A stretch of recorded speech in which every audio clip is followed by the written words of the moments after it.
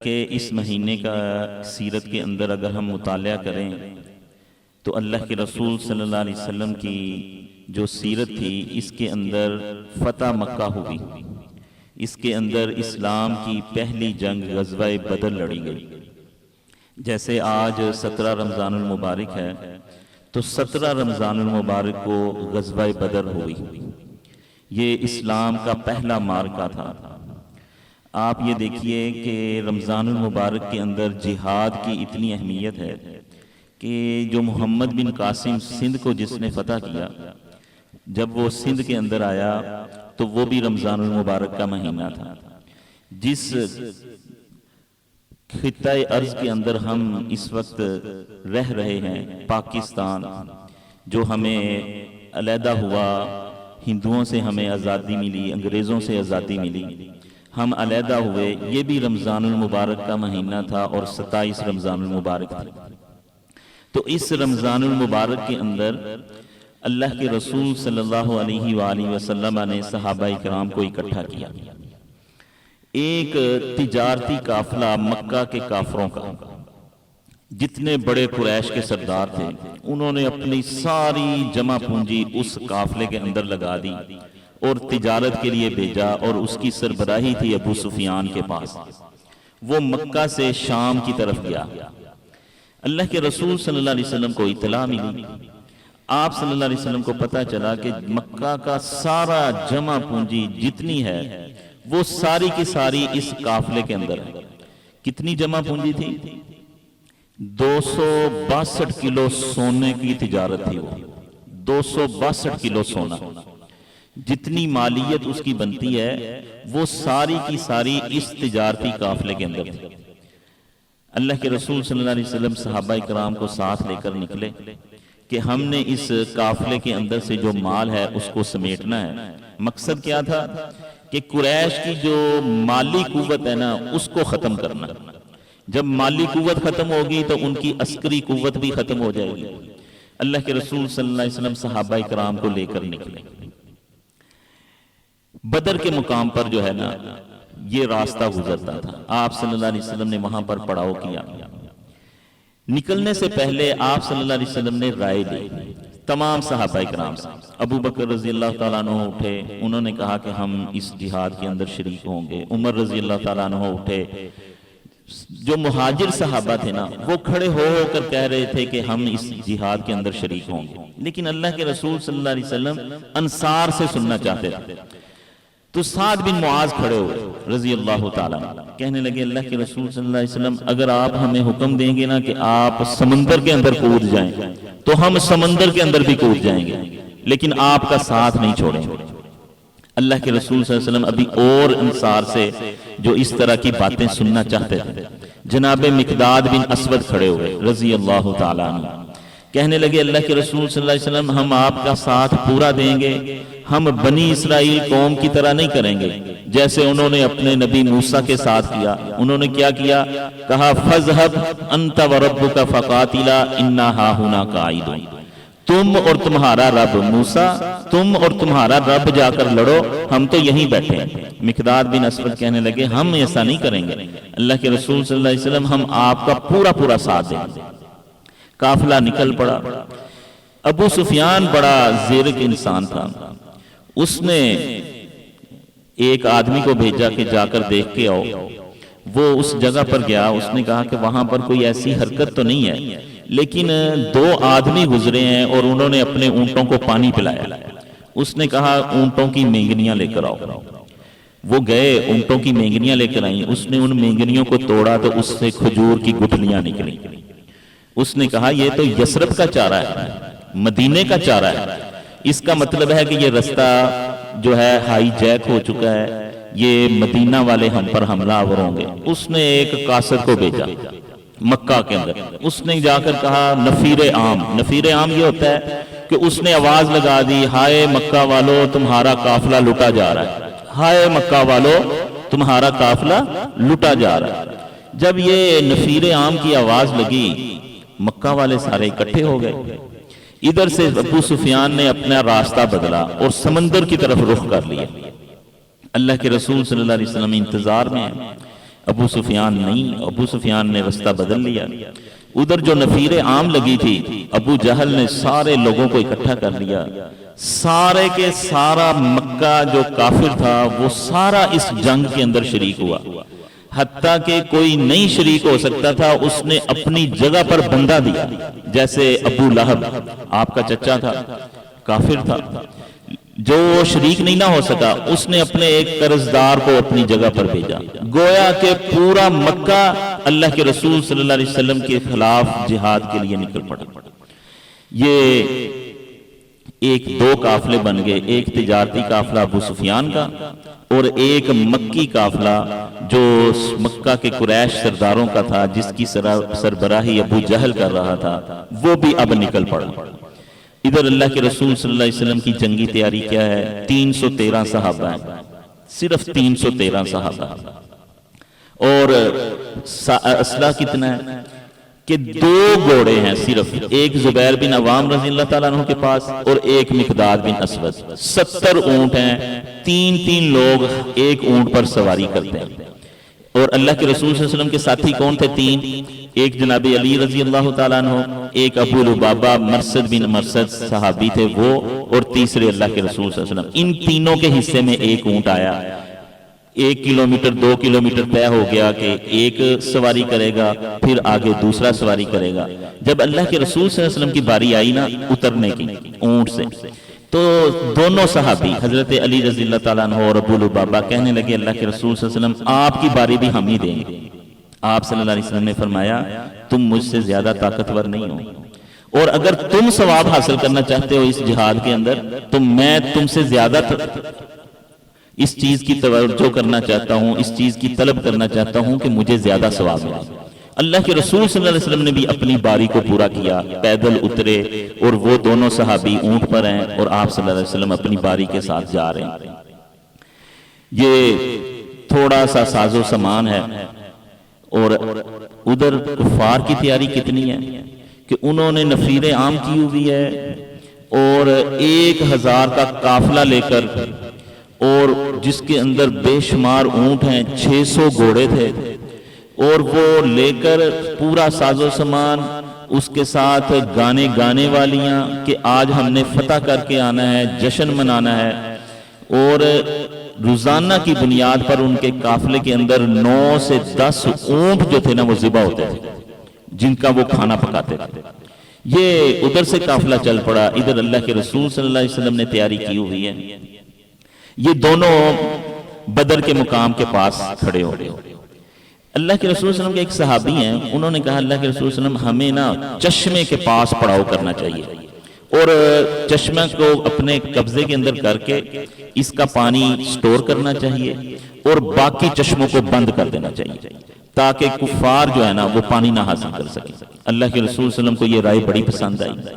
آپ صلی اللہ علیہ وسلم نے ایک چشمے پر قبضہ کیا، اس کا پانی سٹور کیا، باقی چشموں کو بند کر دیا۔ اب صورتحال یہ بنی پڑی ہے کہ جو نبی کریم صلی اللہ علیہ وسلم کا قافلہ ہے وہ اوپر والی جگہ پر ہے، کفار نیچے والی جگہ پر ہے۔ ادھر اللہ تعالیٰ نے مدد بھیج دی۔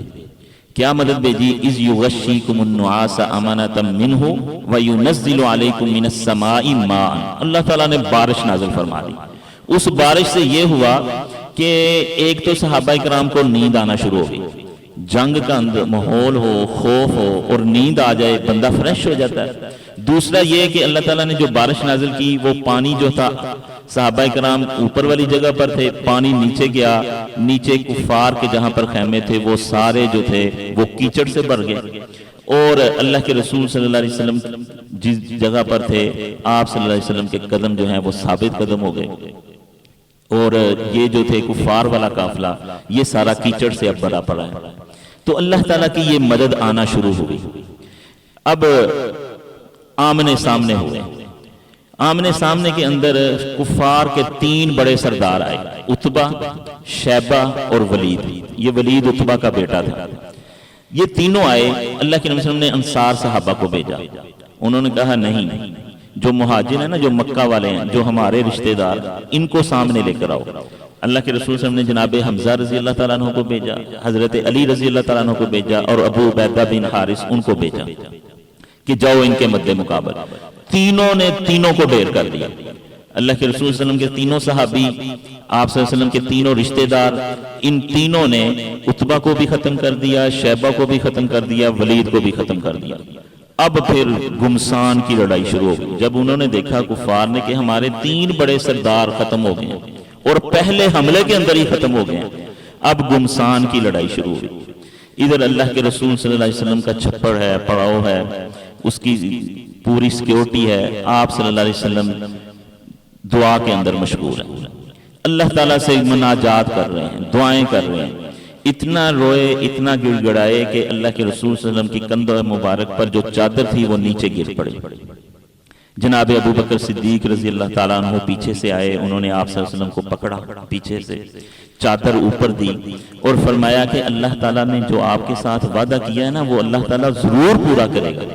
اللہ کے رسول صلی اللہ علیہ وسلم بس کر دیجئے، اللہ تعالیٰ آپ کی دعا کو ضرور پورا کرے گا. آپ صلی اللہ علیہ وسلم روئی جا رہے ہیں، گڑ گڑا رہے ہیں. کیا دعا کر رہے ہیں؟ اللہم انجز لی وعدتنی، یا اللہ جو تو نے میرے ساتھ وعدہ کیا ہے نا آج وہ پورا کر دے. اللہم آتی ما وعدتنی، یا اللہ جو تو نے مجھے دینا ہے نا یا اللہ آج وہ دے دے. تو نے میرے ساتھ وعدہ کیا تھا کہ میں تمہیں دوں گا، آج وہ دے دے.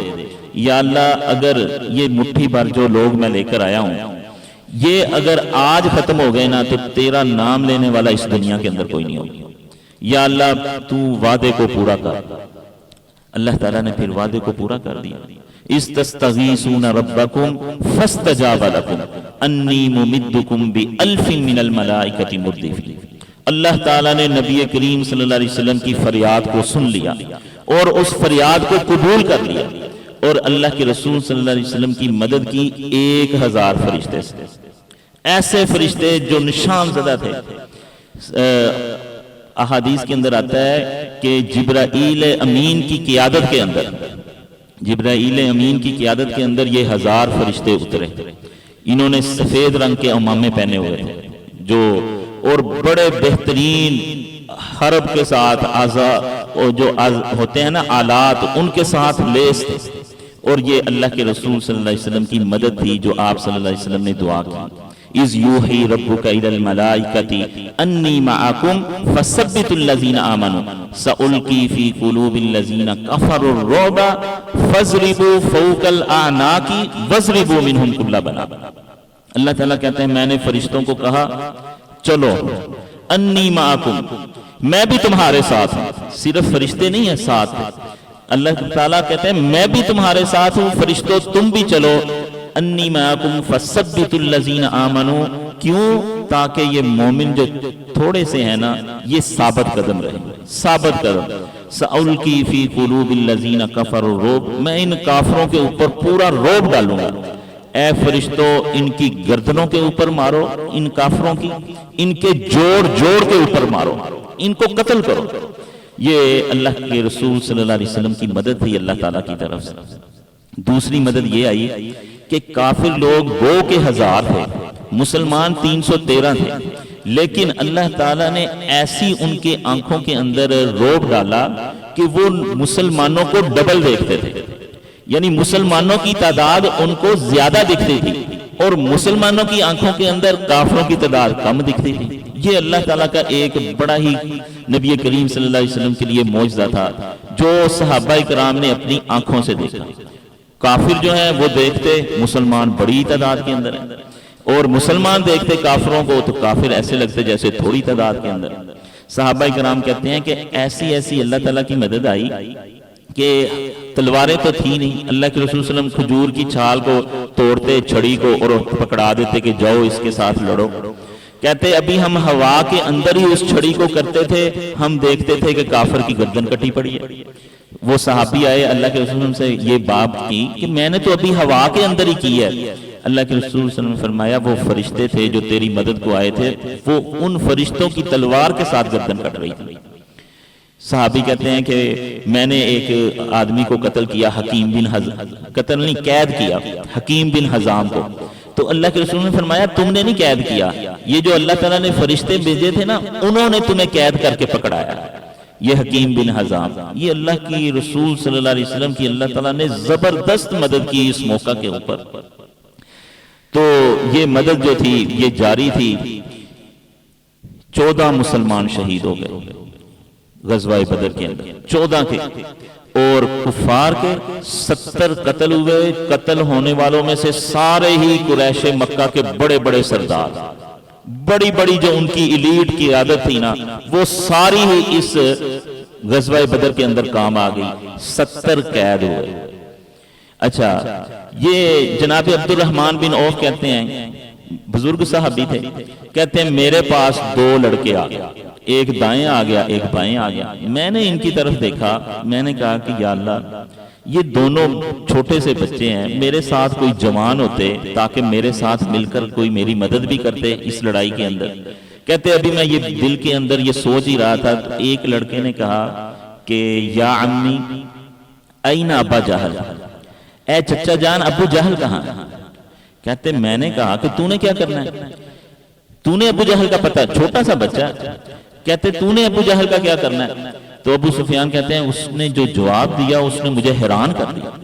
وہ بچہ کہنے لگا کہ میں نے سنا ہے کہ وہ اللہ کے نبی صلی اللہ علیہ وسلم کو گالیاں دیتا ہے، آج میں اس کے ساتھ مقابلہ کروں گا، اگر قسمت نے ساتھ دیا تو میں بچ جاؤں گا، ورنہ میں اس راہ کے اندر مارا جاؤں گا، اس کو مار کر ہی ماروں گا۔ کہتے میں ابھی یہ اس کی بات سن ہی رہا تھا تو دوسرے بائیں طرف والا بول اٹھا، کہنے لگا چچا جان ابو جہل کہاں ہے؟ کہتے ابھی اس نے یہ پوچھا ہی تھا تو سامنے سے ابو جہل صفوں کے اندر سے گزرتا ہوا مجھے نظر آیا، میں نے کہا کہ وہ ابو جہل ہے۔ کہتے ابھی میں نے صرف اشارہ ہی کیا ہے، وہ دونوں پھرتی کے ساتھ نکلے اور میں نے ان کو اس وقت دیکھا جب وہ ابو جہل کو ڈھیر کر چکے تھے۔ دونوں واپس آئے، آ کر کہنے لگے اللہ کے رسول صلی اللہ علیہ وسلم میں نے قتل کیا ابو جہل کو۔ دوسرا بھائی کہتا میں نے قتل کیا۔ اللہ کے رسول صلی اللہ علیہ وسلم نے فرمایا اپنی دونوں تلواریں دکھاؤ۔ ان دونوں کی تلواریں دیکھی، دونوں کے اوپر خون لگا ہوا تھا۔ آپ صلی اللہ علیہ وسلم نے فرمایا تم دونوں نے قتل کیا۔ اتنے میں عبداللہ بن مسعود رضی اللہ تعالیٰ عنہ آ گئے۔ آپ صلی اللہ علیہ وسلم نے عبداللہ بن مسعود کو بھیجا، جا کر دیکھ کے وہ ابو جہل قتل ہو گیا۔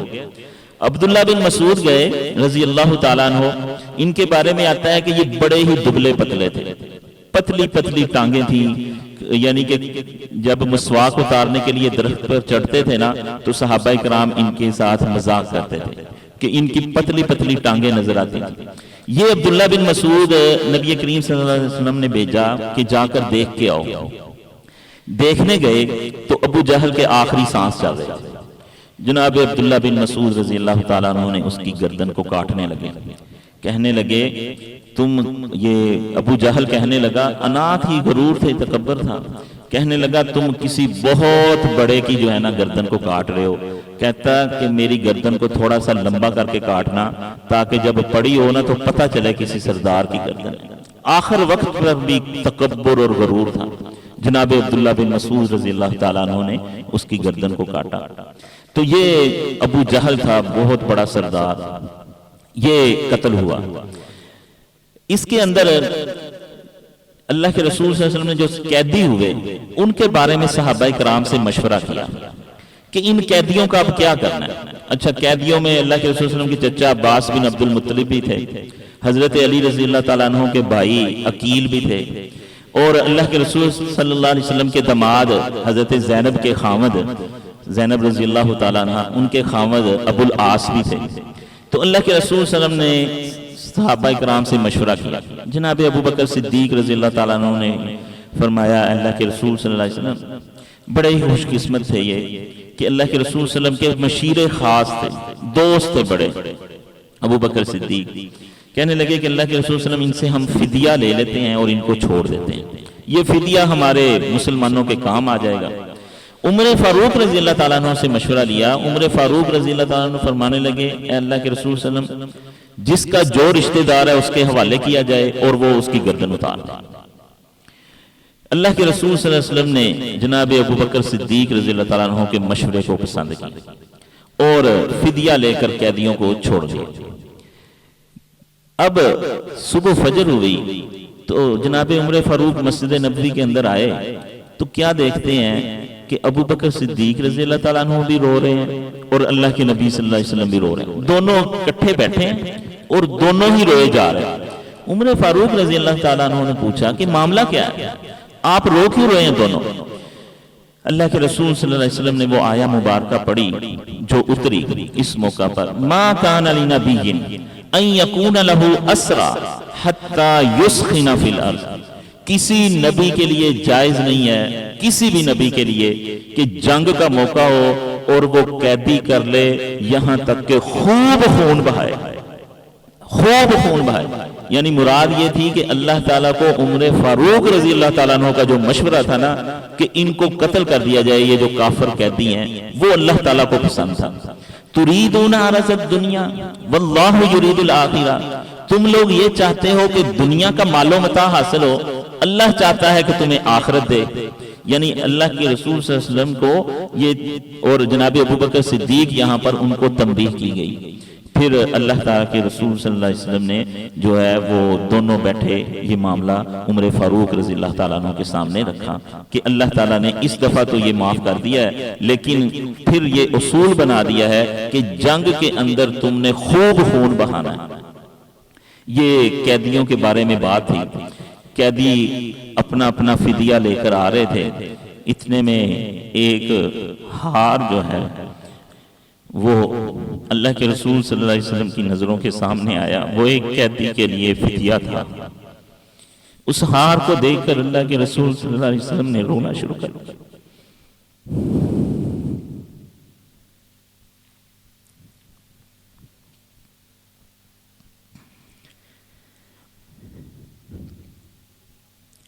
وہ ہار اللہ کے رسول صلی اللہ علیہ وسلم کی بہت ہی چہیتی بیوی حضرت خدیجہ رضی اللہ تعالیٰ عنہ، حضرت خدیجہ نے اس ہار کو اپنی بیٹی کی شادی کے وقت حضرت زینب رضی اللہ تعالیٰ عنہ کو ڈالا تھا۔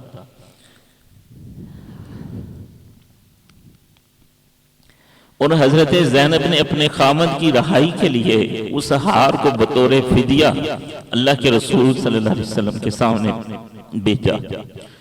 آپ صلی اللہ علیہ وسلم نے صحابہ کرام کو اکٹھا کیا اور فرمانے لگے کہ یہ میری بیٹی زینب نے ہار بھیجا ہے، اگر تم اجازت دو تو میں اس ہار کو واپس کر سکتا۔ یہ وہ ہار ہے جو حضرت خدیجہ نے شادی کے موقع پر حضرت زینب کو ڈالا تھا۔ صحابہ کرام نے اجازت دے دی کہ اللہ کے رسول صلی اللہ علیہ وسلم آپ اس کو جو ہے واپس کر دیں۔ اللہ کے رسول صلی اللہ علیہ وسلم نے عمر بن عاص جو تھے ان کو کہا کہ میں تمہیں اس شرط پر رہا کرتا ہوں کہ تم جاتے ساتھ میری بیٹی کو مدینہ بھیج دو گے۔ مکہ کے اندر تھی کہ تم میری بیٹی کو جو ہے نا مدینہ واپس بھیج دو گے، اس شرط پر میں تمہیں رہا کرتا ہوں۔ اور وہ ہار بھی حضرت زینب کو واپس کر دیا۔ یہ اسلام کا پہلا معرکہ تھا جس کے اندر اللہ تعالیٰ کی بہت زیادہ مدد نازل ہوئی۔ یہ معرکہ ہمیں یہ سبق دیتا ہے کہ اس کے اندر تعداد کو نہیں دیکھا جاتا۔ کم من فئۃ قلیلۃ غلبت فئۃ کثیرۃ بإذن اللہ، بہت تھوڑی تعداد کے اندر جو لوگ ہوتے ہیں وہ غالب آ جاتے ہیں بہت بڑی تعداد کے اوپر۔ اور ایک سبق ہمیں یہ ملتا ہے کہ ہمیں دعا کا سہارا نہیں چھوڑنا چاہیے۔ دیکھیں نبی کریم صلی اللہ علیہ وسلم جنگ کے موقع کے اوپر کھڑے ہیں اور اللہ تعالیٰ کے سامنے روئی جا رہے ہیں، گڑ گڑائی جا رہے ہیں اور اللہ تعالیٰ کے سامنے فریاد کیے جا رہے ہیں۔ تو یہ سبق ہمیں ملتا ہے کہ جب بھی ہماری زندگی کے اندر کوئی آزمائش آئے، جب بھی کوئی مشکل وقت آئے، مصیبت آئے، پریشانی آئے، تو ہمیں اللہ کے رسول صلی اللہ علیہ وسلم کی سیرت کے مطابق اللہ تعالیٰ کے سامنے گڑ گڑانا چاہیے، اللہ تعالیٰ سے مانگنا چاہیے، اور جو ہے جو بھی معاملہ ہو وہ اللہ تعالیٰ کے سامنے رکھنا چاہیے۔ یہ پہلی غزوہ بدر تھی جس کے چیدہ چیدہ کچھ باتیں آپ کے سامنے رکھیں۔ اللہ تعالیٰ ہمیں سیرت کا مطالعہ کرنے کی توفیق عطا فرمائے، اللہ کے رسول صلی اللہ علیہ وسلم کی زندگی کو پڑھنے اور اس پر پھر عمل کرنے کی توفیق عطا فرمائے۔ اقول قولی ھذا استغفر اللہ لی ولکم ولسائر المسلمین۔